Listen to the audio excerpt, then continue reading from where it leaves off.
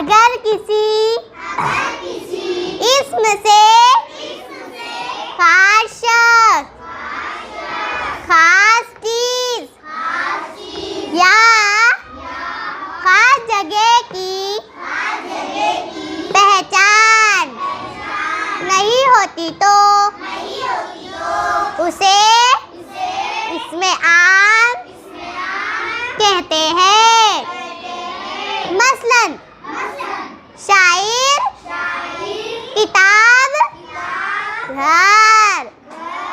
अगर किसी इसमें से खास शख्स, खास चीज या खास जगह की पहचान होती है तो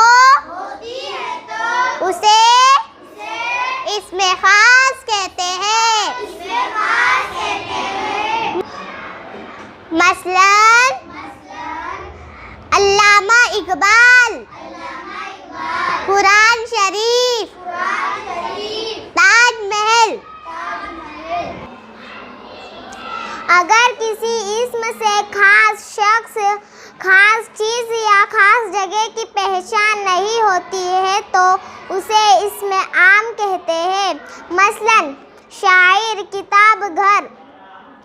अगर किसी इस्म से खास शख्स, खास चीज या खास जगह की पहचान होती है तो उसे इसमें खास कहते हैं। मसलन अल्लामा इकबाल, कुरान शरीफ, ताजमहल।